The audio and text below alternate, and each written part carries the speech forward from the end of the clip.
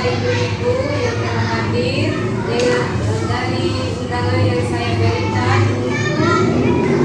untuk webinar kecil di kelas 2 ini. Adapun webinar yang akan saya sampaikan kepada rekan-rekan sejawat yaitu tentang budaya positif yang akan kita terapkan di sekolah ini. Ya. Ini yang berkaitan dengan aksi nyata tugas calon guru penggerak yaitu budaya positif.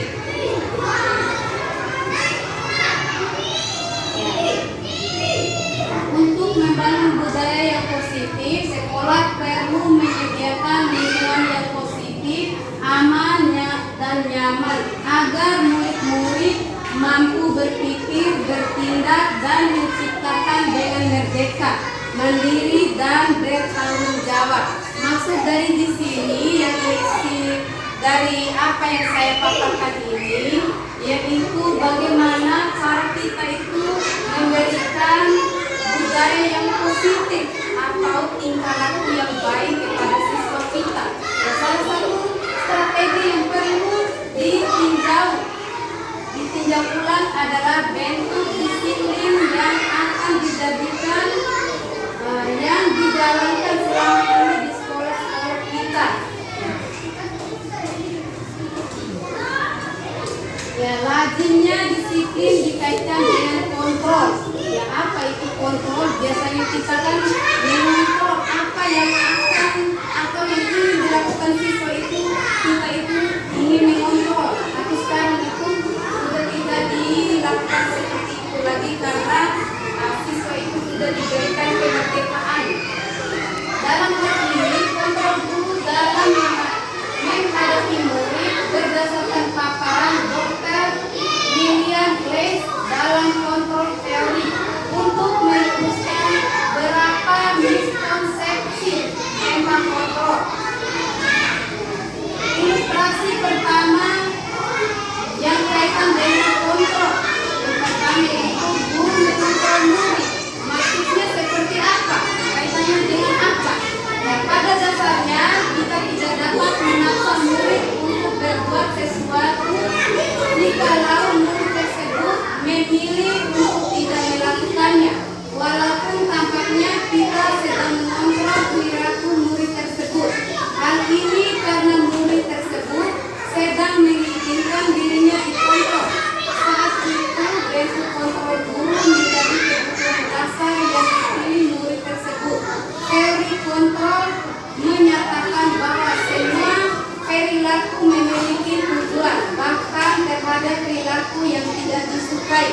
Maksud dari sini, apapun yang mereka inginkan itu tidak perlu kita kontrol, tidak perlu kita atur.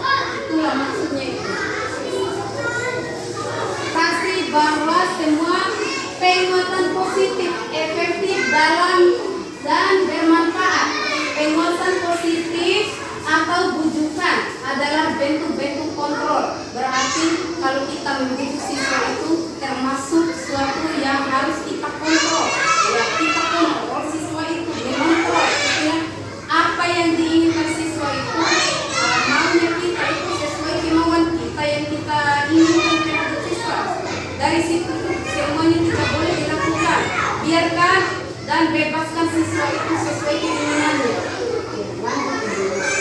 Terus yang ketiga, ilustrasi bahwa kritik dan membuat orang merasa bersalah dapat menguatkan karakter. Maksudnya bagaimana? Menguatkan karakter dengan memberikan kritik. Ya, menggunakan kritik dan rasa bersalah untuk mengontrol murid menuju pada identitas gagal. Mereka belajar untuk merasa buruk tentang diri mereka.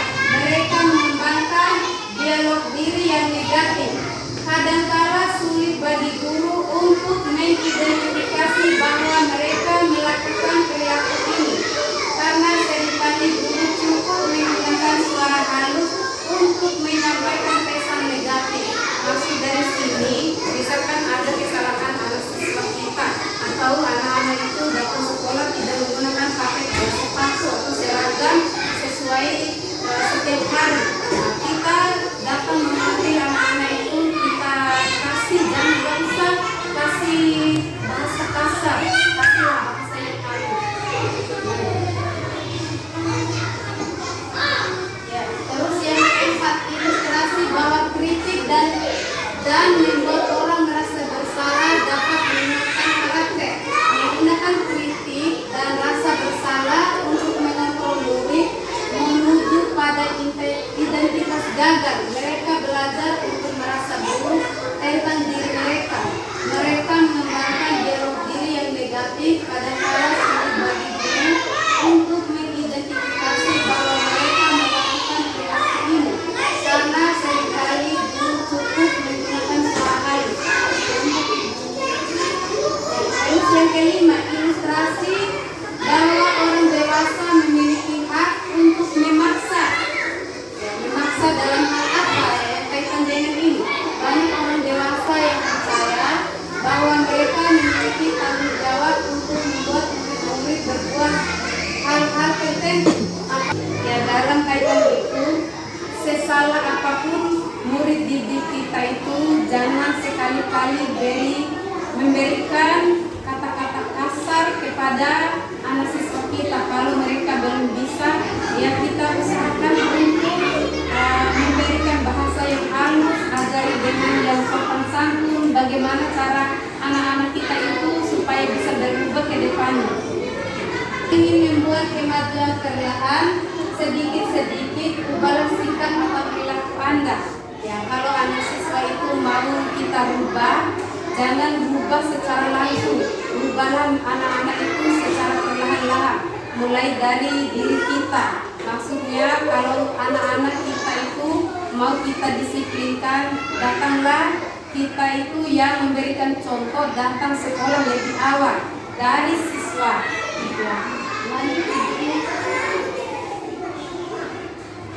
Disiplin diri yaitu mengontrol diri dan menguasai diri untuk memilih tindakan yang mengacu pada nilai-nilai yang kita hargai.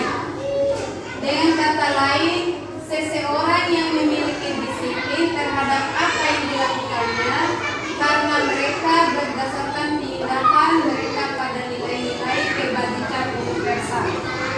Sebagai pendidik, tujuan kita adalah menciptakan anak-anak yang memiliki disiplin diri sehingga mereka bisa berperilaku dengan mengacu pada nilai kebajikan universal dan memiliki motivasi intrinsik bukan ekstrinsik.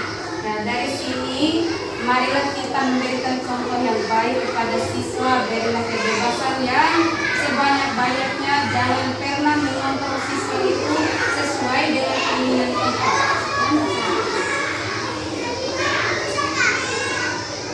Ya, 3 motivasi perilaku manusia yang perlu kita ketahui, salah satunya yang pertama untuk menghindari ketidaknyamanan atau hukuman.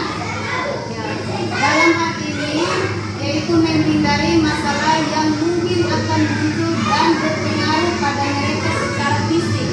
Ya, menghindari hukuman ini jangan sampai anak-anak itu ke depannya itu menyimpan dendam atau menyatakan apa-apa ke depannya. Usahakan kita itu jangan pernah memberikan hukuman yang membuat mereka itu mengingat sampai ke depannya. Bisa kita memberi hukuman hanya sebatas memberikan pengarahan sewajarnya saja. Jangan memberikan hukuman itu secara fisik. Untuk mendapatkan imbalan atau penghargaan terhadap orang lain, orang melakukan tindakan untuk mendapatkan pujian dari orang lain yang menurut mereka penting dan melakukan sesuatu untuk mendapatkan hadiah. Ya, maksudnya ini perilaku atau motivasi manusia itu jika kita memberikan imbalan, berarti siswa kita ke depannya akan mengharapkan imbalan terus terhadap apa yang akan kita berikan kepada mereka. Yang ketiga, untuk menjadikan orang yang mereka inginkan dan menghargai diri sendiri. Ya, dari sini inilah yang perlu kita terapkan, bagaimana siswa itu menjadi orang yang mereka inginkan dan menghargai dirinya sendiri. Bagaimana cara mereka itu bisa menghargai diri mereka? Ya, dengan cara orang dengan memotivasi ingin melakukan sesuatu karena keyakinan dengan nilai yang mereka yakini dan hargai. Ya, apa yang mereka yakini, jangan dipaksa. Siswa itu tidak perlu dipaksa. Mereka akan muncul keinginan sendiri untuk menghargainya.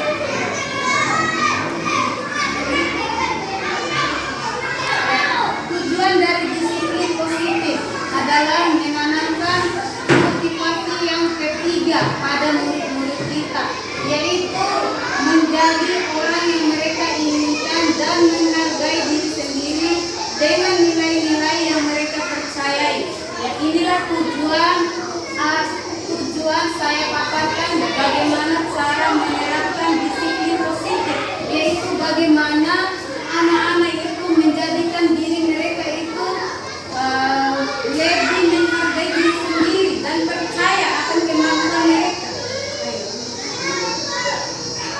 Ya, ketika murid-murid kita memiliki motivasi tersebut, mereka telah memiliki motivasi intrinsik yang berdampak jangka panjang, motivasi yang tidak akan terpengaruh pada adanya hukuman atau hadiah.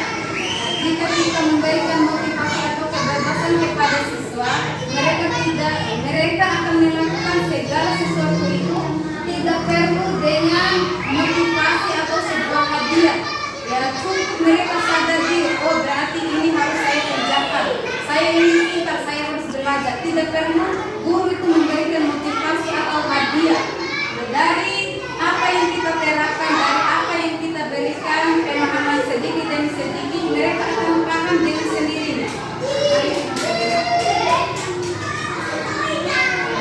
Terus mereka akan tetap berperilaku baik dan berlandaskan nilai-nilai kebajikan, karena mereka ingin menjadi orang yang menjunjung tinggi nilai-nilai yang mereka hargai. Jadi itulah komitmen dari apa yang saya sampaikan. Ya, cara kita sebagai guru untuk menanamkan disiplin positif. Bagaimana cara kita menanamkan disiplin positif pada siswa kita? Yang pertama, memiliki keyakinan kelas sebagai fondasi dan arah tujuan sebuah sekolah atau kelas. Apa sih disiplin atau keyakinan kelas?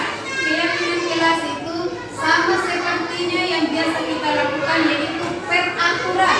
Tapi yang pernah saya terima itu keyakinan peraturan kelas itu atau aturan di dalam kelas itu sudah diganti dengan keyakinan kelas yang akan saya terapkan sama rekan-rekan guru.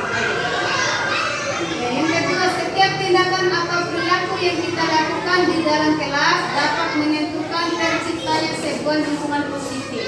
Ya, apa yang kita berikan atau apa yang kita sepakati bersama di dalam kelas akan berdampak terciptanya sebuah lingkungan positif. Salah satunya di dalam kelas kita akan menanyakan kepada siswa, di dalam kelas apa yang anak-anak inginkan supaya kelas kita ini lebih tenang. Contohnya anak-anak pasti akan bilang di dalam kelas tidak boleh ribut, atau di dalam kelas tidak boleh mengganggu teman, karena mengganggu teman akan mengganggu proses KBM. Ya, di situ merupakan sebuah keyakinan. Ya, salah satu contoh keyakinan kelas tidak boleh mengganggu teman di dalam kelas. Terus perilaku warga kelas tersebut menjadi sebuah kebiasaan yang akhirnya membentuk sebuah budaya positif. Ya, dari apa yang kita terapkan, misalnya datang sekolah jam 7 atau jam 6.30 siswa sudah hadir. Masih kelas harus mengucapkan salam. Terus Senin Selasa menggunakan pakaian seragam. Setiap upacara bendera anak-anak menggunakan topi atau pakaian yang rapi. Ya, untuk terbentuknya budaya positif, pertama-tama perlu diciptakan dan disepakati keyakinan-keyakinan atau prinsip-prinsip dasar bersama di antara para warga kelas. Ya, contoh di dalam saya sudah singgung tadi bahwa keyakinan kelas itu akan terbentuk jika kita itu di dalam kelas itu kita memberikan kesepakatan dulu kepada siswa. Contohnya menanyakan dulu apa yang perlu kita lakukan di dalam kelas agar kelas itu tenang, apa yang kita lakukan di luar lingkungan di luar supaya kelihatan bersih dan rapi. Kita sepakati dulu bersama, kemudian kita jalankan aturan itu. Kesepakatan kelas ini atau keyakinan kelas ini sama dengan aturan yang kita tetapkan bersama di dalam kelas bersama guru juga, termasuk guru. Pakaian juga kan sudah diatur, ya, tinggal kita jalankan. Setelah kita jalankan, itu akan menjadi sebuah kebiasaan yang akan kita jalankan sampai kapanpun. Ayo. Ya, mengapa keyakinan kelas, mengapa tidak peraturan kelas saja? Nanti ada pertanyaan seperti itu yang kita lontarkan karena kita baru mendengarkan kenapa keyakinan kelas, kenapa tidak peraturan kelas seperti yang biasa kita lakukan. Mengapa kita memilih peraturan tentang menggunakan helm pada saat mengendarai kendaraan pada roda 2 atau motor? Ya, tentu itu ada alasan tertentu mengapa itu digunakan, yaitu kemungkinan jawaban Anda adalah untuk keselamatan. Ya, semua tindakan atau apapun yang kita sudah terapkan atau yang ingin kita jalankan itu pasti ada sebab dan ada akibat. Ya, seperti yang saya baca tadi, kenapa menggunakan helm ketika kita mengendarai roda 2 atau kendaraan motor, ya, untuk keselamatan kita. Terus yang kedua, pertanyaan berikut yaitu mengapa kita memilih peraturan tentang menggunakan masker dan mencuci tangan setiap saat. Ya, mengingat ada pandemi, kenapa kita harus mencuci tangan dan harus menggunakan masker? Yaitu untuk kesehatan atau keselamatan. Ya, untuk menjaga kesehatan kita harus menggunakan masker. Nilai-nilai keselamatan atau kesehatan inilah yang kita sebut sebagai suatu keyakinan yang akan tumbuh dalam diri kita. Kenapa kita harus melakukan hal seperti ini? Ya, jawabannya pasti untuk keselamatan atau untuk hal-hal yang berkaitan dengan diri kita ke depannya. Ya, yaitu nilai-nilai kebajikan atau prinsip-prinsip universal yang disepakati bersama secara universal, lepas dari latar belakang suku, negara, bahasa maupun agama. Menurut Gosen, suatu keyakinan akan lebih memotivasi seseorang dari dalam atau memotivasi secara intrinsik. Seseorang akan lebih tergerak dan bersemangat untuk menjalankan keyakinannya daripada hanya sekedar mengikuti serangkaian peraturan. Murid-murid pun demikian, mereka perlu mendengarkan dan mendalami tentang suatu keyakinan daripada hanya mendengarkan peraturan-peraturan yang mengatur mereka harus berlaku begini atau begitu. Ya, daripada mereka melakukan sebuah peraturan yang mengikat mereka, lebih baik kita itu memberikan suatu keyakinan bahwa kenapa kita mengucapkan salam ketika masuk, supaya di dalam kelas itu mereka tahu bahwa di luar itu ada yang mau masuk. Itulah kita memberikan sebuah keyakinan, sebuah pemahaman kepada siswa. Kebajikan.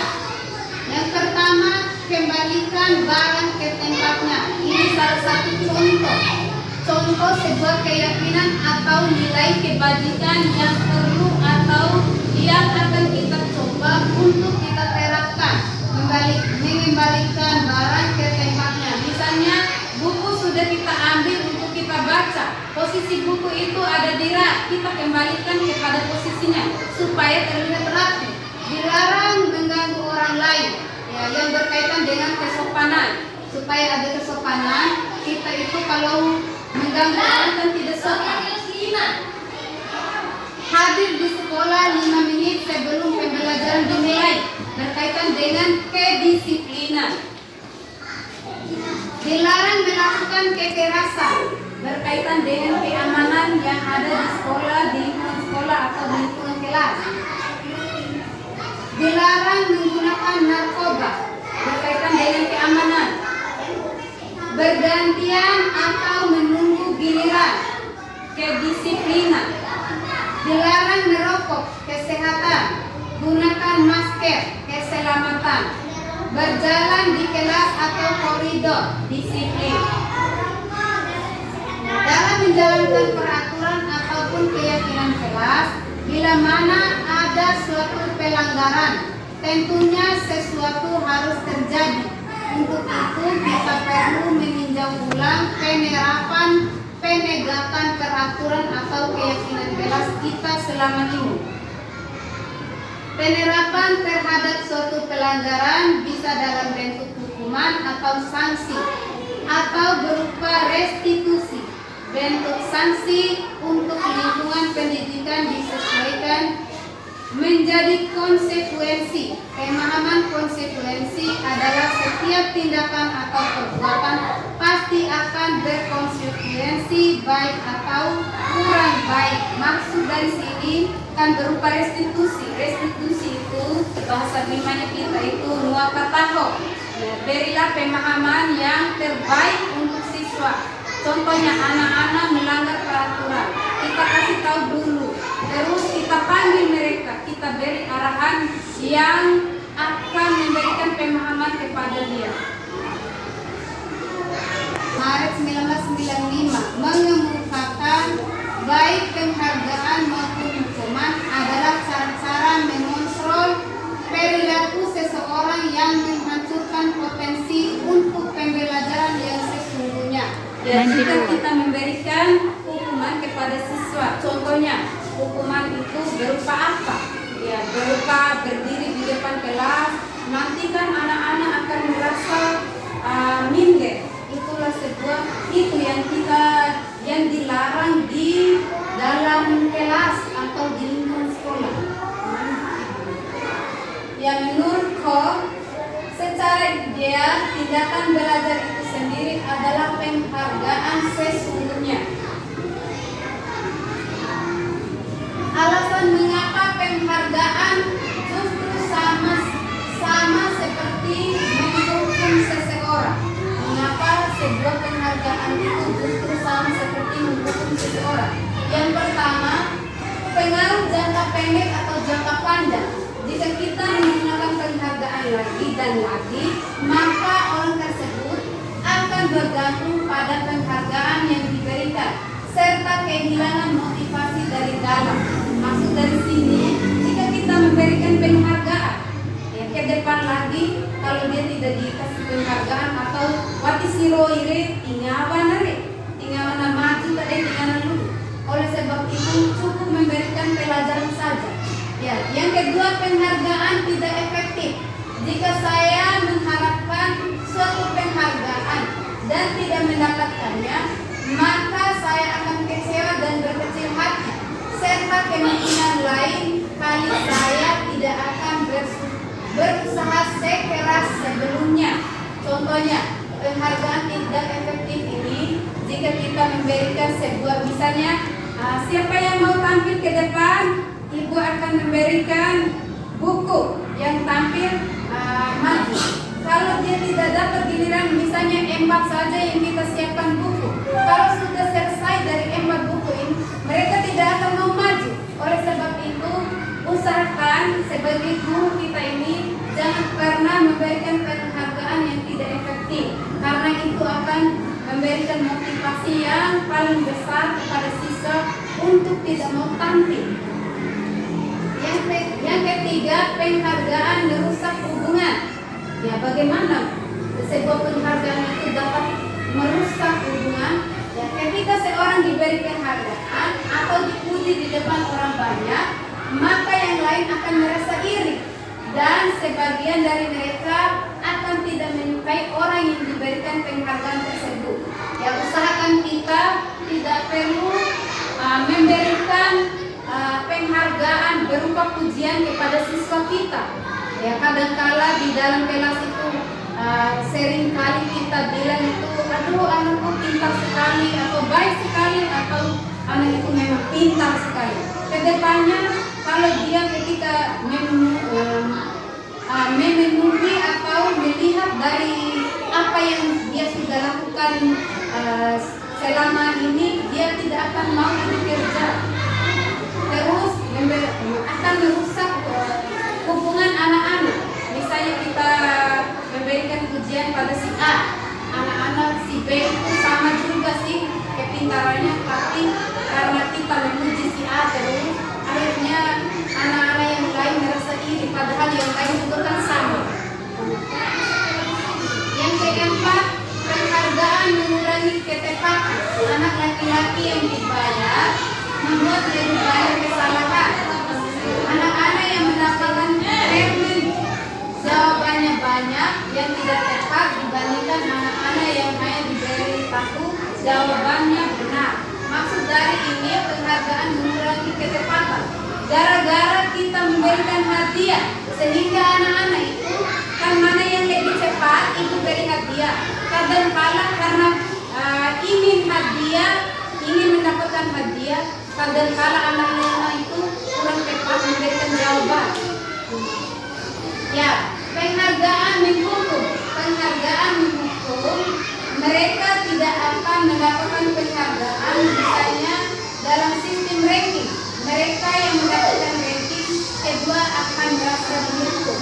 Misalnya kalau kita memberikan ranking atau peringkat kepada siswa yang tidak mendapatkan peringkat itu, anak-anak akan bilang akan minder karena nilainya kurang dari tema pertama. Peran kita dalam menciptakan budaya positif di sekolah dengan menerapkan konsep inti. Ya, yang pertama disiplin positif. Disiplin positif ini maksudnya melakukan praktik baik yang dilihat langsung oleh murid.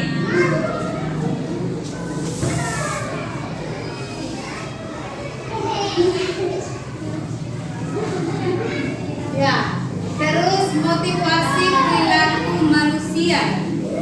Dari 3 teori perilaku yang saya sampaikan tadi, yaitu menanamkan budaya positif dan memotivasi baik dalam berperilaku yang didasari pada kemauan diri dalam diri anak-anak. Ya, posisi kontrol restitusi, yaitu dari 5 posisi kontrol itu semuanya boleh dilakukan atau dijalankan oleh guru dengan memperhatikan kebutuhan apa yang diperlukan oleh anak-anak saat mereka melakukan kesalahan dan membantu anak menyelesaikan masalah yang sedang dihadapinya. Ya, keyakinan kelas. Keyakinan kelas yaitu membentuk budaya positif dengan profil pelajar Pancasila agar menjadi pribadi yang bertanggung jawab. Maksudnya di sini memberikan sebuah pemahaman yang baik kepada siswa dengan mengutamakan profil pelajar Pancasila agar mereka menjadi pribadi yang bertanggung jawab. Segitiga restitusi, yaitu menerapkan keyakinan kelas agar anak-anak mampu memperbaiki kesalahannya.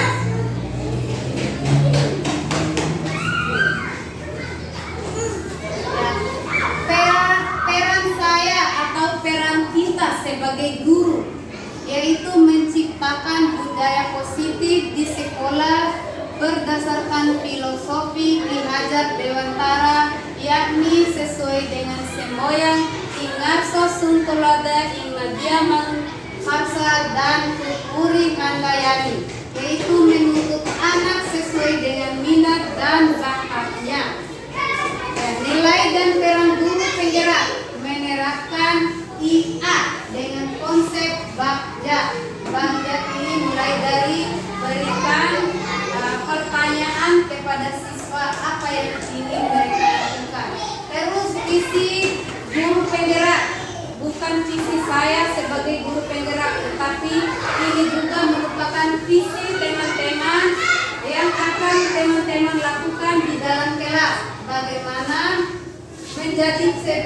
menjadi pemimpin pembelajaran yang berpihak pada murid dengan mewujudkan kelas yang merdeka sehingga dapat menciptakan profil pelajar Pancasila. Ya, kesimpulan dari apa yang saya sampaikan tadi yaitu bagaimana teman-teman memberikan pemahaman yang positif kepada anak-anak atau murid-murid kita ke depannya. Mungkin hanya itu yang bisa saya sampaikan. Lebih dan kurangnya saya mohon maaf. Wabillahi taufiq wal hidayah. Wassalamualaikum warahmatullahi wabarakatuh. Mungkin ada teman-teman yang ingin bertanya berkaitan dengan budaya positif yang saya sampaikan. Atau sudah jelas? Sudah jelas. Ya, terima kasih.